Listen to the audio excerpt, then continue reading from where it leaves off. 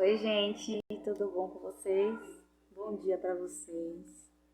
Hoje a gente vai trabalhar o último capítulo do livro de vocês, né? O capítulo 24, chamado Os Espaços Legitimadores da Arte e a Magia do Cinema, né?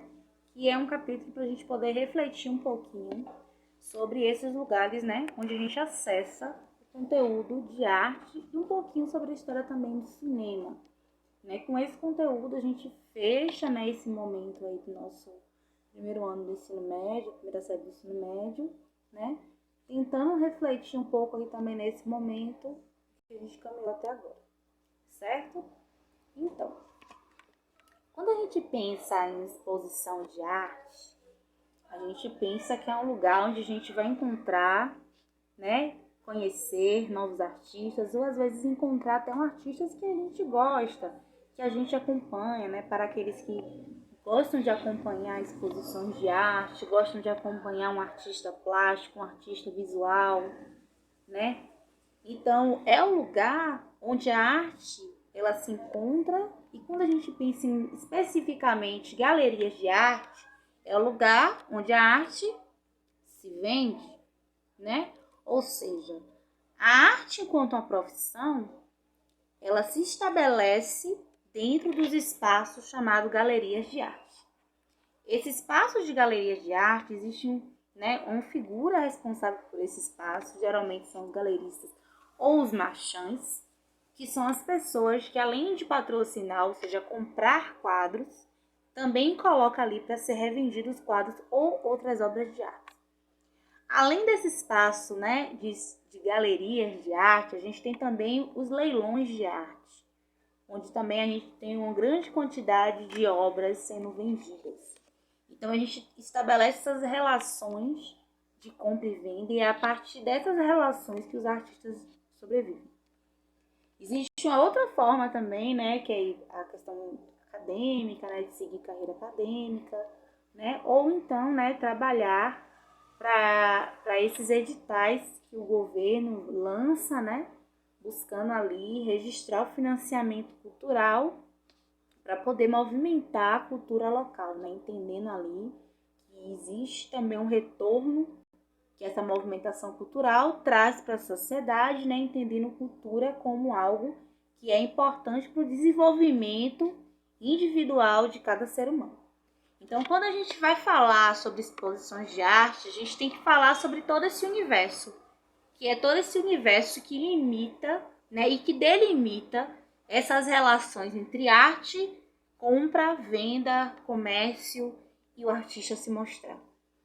Porque a partir do momento que ele não se mostra, ele não é visto, ninguém sabe quem ele é. Porque para a arte existir, ela precisa estar no mundo. Quando ela está só na cabeça do artista, ela ainda não é arte. Ela ainda é um pensamento, ela ainda é uma poética, uma poesia. Então, por isso que essas relações de mostrar a arte é importante. E como é que isso surge, né? Essas relações, elas vão surgir mais ou menos no século XVIII, primeiras exposições de arte, junto com o surgimento das academias de belas artes. Então, quando as academias de belas artes surgem, vai gerar uma demanda diferente no mercado, né? E essa demanda são os artistas que estão sendo formados por essa academia. E a partir desse momento que vai existir uma relação direta de fomentação das academias de belas artes, né? E construção de exposições de belas artes. Então, vai existir essa relação direta nas primeiras exposições existentes e também as primeiras exposições existentes, né, na Europa e também aqui no Brasil. Além das exposições, né, promovidas pelas academias de artes, vai existir salões, né? Os salões não necessariamente eles perpassam por essas regras acadêmicas. Porque para você participar, ou seja, de uma exposição promovida por uma academia de belas artes, você tem que ter aquele artista que está seguindo aquelas leis, aquelas regras, aquelas técnicas, né? A qual a academia ela delimita. Né? A academia entendendo aí como uma escola de belas artes, ela delimita. Os salões, né, quando eles são criados, eles já têm um ar mais liberal. Ou seja, no impressionismo, que a gente falou, a gente tem o Salão de Outono de Paris, no qual os impressionistas se juntaram, né, aquele grupinho formado lá por Monet e companhia, se juntaram e fizeram sua exposição lá mostrando o estilo deles. Então, a partir daquele salão, né, as pessoas conseguiram identificar qual era o estilo daquele grupo. Então, os salões também, no início, eles serviam para identificar um estilo de um grupo que não necessariamente seguia as regras das academias de belas artes. Então, principalmente os artistas do modernismo vão utilizar muito essa perspectiva dos salões para poderem se apresentar de uma forma autônoma das exposições de belas artes que tinham regras mais estabelecidas. Né? Hoje no Brasil a gente tem uma variedade, no mundo também, uma variedade de salões de belas artes, salões de artes visuais, salões de dança, né? E ele já tem uma liberdade maior, não necessariamente restrito a uma academia de belas artes. Hoje a gente já estabelece outras relações com esses salões de arte. Quando a gente vai pensar, para além de salões de artes, exposições que elas acabam se tornando fixas no calendário, né? E a gente tem duas exposições que são bastante importantes, né? Que é a Bienal de Veneza e a Bienal de São Paulo. A Bienal de São Paulo, inclusive, está aberta agora, né? Até 5 de dezembro, que acontece lá no Parque Ibirapuera.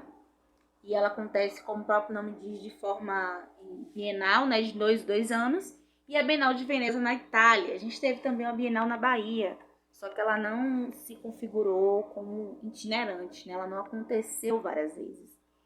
Na última que teve, que foi a Bienal que aconteceu em Salvador, em outras cidades do Recôncavo também, do Nordeste, eu até trabalhei nessa Bienal, né?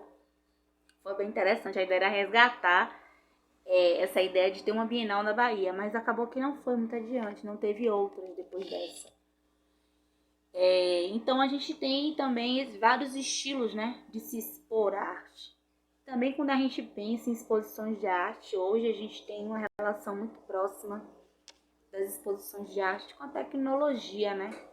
Então as exposições de arte, elas não tem mais aquele caráter tão passivo como tinha antes de você passar pela galeria, e aí você ia ali confrontando cada obra de arte, ia buscando compreender as relações dela ali, com o tempo, com a memória. Agora é mais uma questão mais ativa, né? De você mexer, de você tocar, de você intervir, de você jogar, né? Que perpassa principalmente aí as relações que a arte contemporânea impõe, né? Que a gente já vai refletir, estudar sobre isso um pouco mais adiante.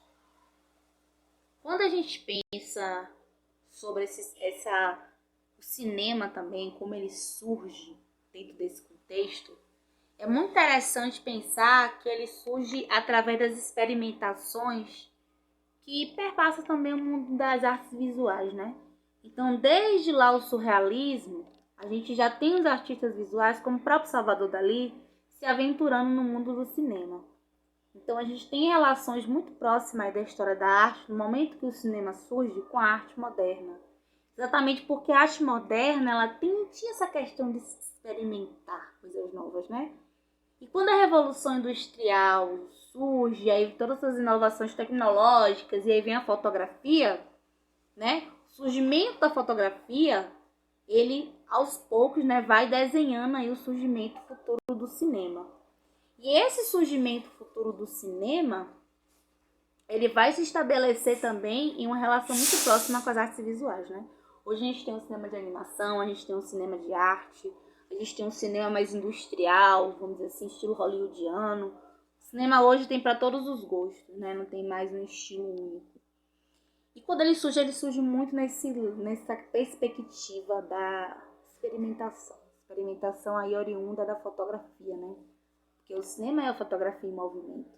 A fotografia, né, que a gente coloca ela ali em 15 frames por segundo, 15 imagens por segundo, 12 frames por segundo. São 12 imagens, né, colocadas em um segundo. Nossa visão não consegue captar todas as imagens e aí essas imagens tornam-se movimento, né? Por isso que a gente consegue tirar um print da fotografia. Se eu estou falando aqui, vocês printarem, eu vou, né, parar em um dos momentos, né? Você pintou ali o momento que a lente registrou a foto, né?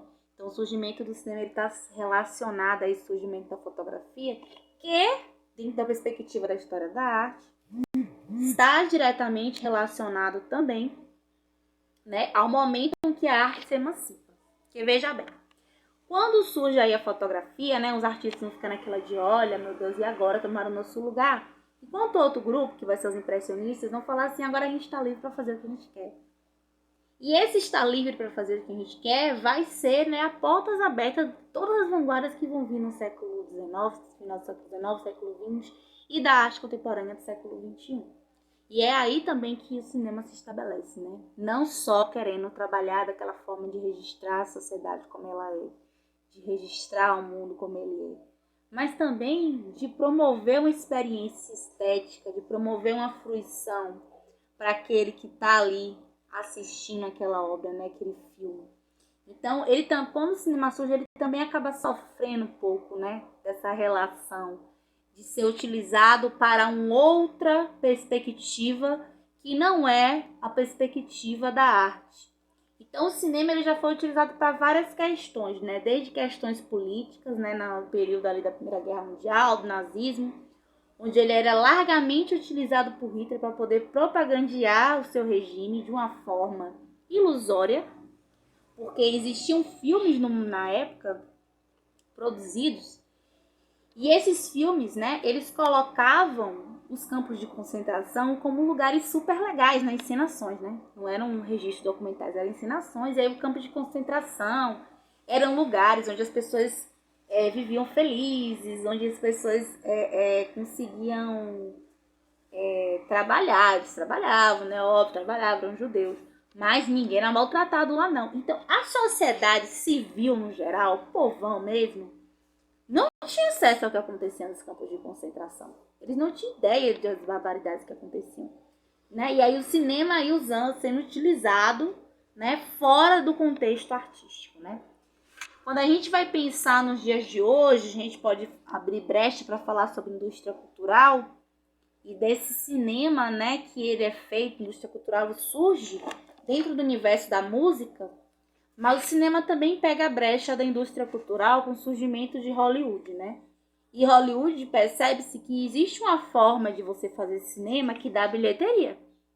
É o cinema comercial, o cinema que vende, né? Então, vão ter artistas, vão ter dramaturgos que vão seguir aquelas regras ali para poder produzir séries de TV ou para poder produzir filmes dentro dos parâmetros estabelecidos por Hollywood. Então, não é, né 100% ali uma fruição artística, não. Existem regras ali a ser seguidas, existem questões que precisam ser evitadas e outras que precisam ser inseridas. Então, existe todo ali uma linguagem própria do cinema de Hollywood, né? E para você conseguir obter grandes bilheterias. E paralelo a isso, existe o cinema de arte, que geralmente a gente encontra muito associado a uma escola de belas artes ou perto de uma escola de belas artes, que é esse cinema que não tem a pretensão de ser comercial, e sim de produzir uma obra de arte com uma certa liberdade, né? Aquilo que você quer, não aquilo que o outro quer. Que é a grande emancipação que a arte dá no século XXI, né? De não fazer algo que o outro quer, mas fazer algo que o artista está sentindo. E o cinema de arte, se a gente for pensar a cunho Brasil, né? Ele vai ser, assim, trazido muito forte depois de Glauber Rocha, onde a gente tem a revolução do cinema novo no Brasil, onde ele deixa de ser essa mera cópia do cinema de Hollywood, como era estabelecido no Brasil, e começa a se trazer uma brasilidade dentro do cinema, ou seja, os personagens, eles têm um teor brasileiro, né? A vivência, ela busca descolonizar esse olhar norte-americano aqui no Brasil. E aí começa a surgir grandes nomes da indústria do cinema, né? No período de Glauber Rocha, Deus do Diabo na Terra do Sol, né? E vários outros nomes deste momento histórico. Então, se a gente for vir para os dias de hoje, né? O Brasil ganhou vários prêmios, foi indicado ao Oscar Bacurau recentemente. E são sempre filmes, né? Carandiru, um filme bastante também premiado. Estômago. O Brasil hoje tem uma indústria cinematográfica que existe essa linha, óbvio, né? De pensar em indústria cultural, de pensar em venda daquele trabalho artístico. Mas também vai existir essa linha de trabalhos, né? Que falam do Brasil, das suas relações, do seu dia a dia, traz a sua identidade, né? Então hoje a gente tem Tropa de Elite, que é um filme do Daniel Filho que é bastante conceituado internacionalmente, e também outros filmes, como eu citei até o próprio Bacurau. Então o que é que a gente pode pensar, né, sobre o que esse capítulo traz pra gente refletir?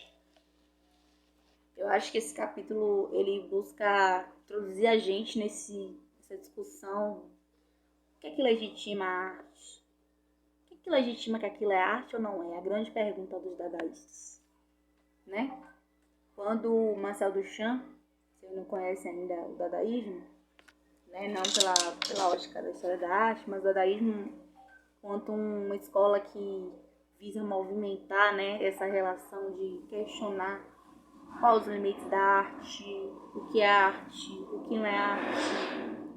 Marcel Duchamp, ele coloca um urinol no meio de uma exposição que ele está fazendo a curadoria, né? O curador é aquele carinha responsável por escolher as obras dos artistas que vão ser expostos. E aí ele vai, assina com o pseudônimo de R. Mutt, e aquela obra é colocada ali. E a ideia daquilo ali era causar um burburinho. Ele queria que as pessoas começassem a pensar que é arte. Aquilo ali é arte? Todo mundo, lógico que não. Mas a arte é só essa tela fixa que registra na natureza? É só sobre isso que incomoda os artistas, que é só isso, né? Então, quem legitima ou não que é arte são os espaços legitimadores, né? O artista pode morrer de dizer que aquilo é arte. Se ele não expor em nenhuma galeria, se ele não expor em nenhuma exposição, se ele não expor em nenhum salão, quem é que vai legitimar aquilo, né? Quem é que vai dizer, dar o aval que aquilo ali que ele está fazendo é arte? Você pode falar assim, ok, mas ele pode dizer que é arte e aí é ele que diz, né? Mas ele não vai conseguir viver como artista de uma forma 100% autônoma desses espaços. Ele pode até conseguir, se ele for trabalhar, né, com feiras artesanais e coisa e tal. Mas quando a gente pensa em espaço mesmo de artes visuais, né, enquanto um espaço delimitado socialmente, não do ponto de vista romântico, no sentido de que a arte é aquilo que produz e o artista é livre, mas do ponto de vista de que a pessoa vive como artista plástico, ela precisa adentrar os espaços, né? É quase impossível um artista plástico viver sem ele estar nesses espaços de exposição, sem ele vender uma obra dele numa galeria de arte, sem ele participar de todos esses lugares onde vai carimbando a cada ida um certificado, né, uma documentação de compra que ele é um artista. Então é isso que faz a gente pensar. E de como também as exposições é um lugar, né, hoje tem muitas exposições que dá para fazer de forma virtual, inclusive, né? É um lugar onde a gente tem acesso a muitos universos, porque cada artista é um universo. Então há muita riqueza encontrada nesses espaços legitimadores de arte, né? Que são os salões. Inclusive as próprias ruas, né? Como a gente pode pensar no grafite, a rua também é um espaço onde a arte se estabelece, onde a gente também pode encontrar arte, mas o espaço legitimador não. Não é. Não tem ninguém com um martelinho lá batendo. Isso é arte, isso não é. E o cinema, né? Ele é mágico. O cinema ele é mágico. O cinema ele surge com uma grande experimentação. Existe um filme muito bom chamado A Invenção de Hugo Cabret, que traz um pouquinho dessa realidade do que é o cinema. Hollywood também, outro filme que traz a realidade um pouco do que é o cinema e do surgimento do cinema, né? E ele surge nesse momento onde as artes plásticas se emancipam por conta da fotografia e se estabelece uma relação muito próxima entre elas, né?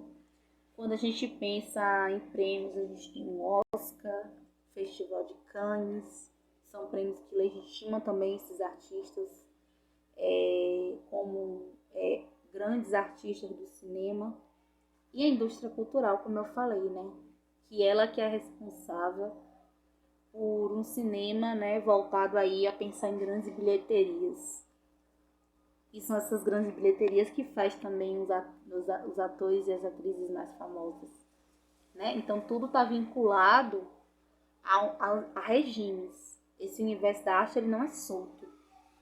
Não existe essa relação muito de liberdade, de você não responder a ninguém. Você sempre responde a algo, né? Dá pra você fazer arte e ser livre de todos esses espaços legitimadores? Dá, tranquilo. Você pode sim fazer isso. Porém, é o que eu falei, você vai ficar desempregado. Porque ninguém vai te conhecer, ninguém vai saber quem você é e ninguém vai te empregar. Então, são espaços também que legitimam o artista como profissional. Se você não estiver dentro desses espaços, você não é tido como profissional, né? Você vai ser visto como alguém que faz aquilo por hobby, não por profissão. Se por profissão, você precisa sim se especializar, você precisa sim estar nas galerias, você precisa fazer palestras a respeito, você precisa ser um profissional dentro desses espaços legitimadores. Certo, gente? Um beijo pra vocês e até mais. Boas provas e qualquer coisa, me chama no zap que nós conversamos e tiramos qualquer dúvida, viu? Tchau, tchau, gente!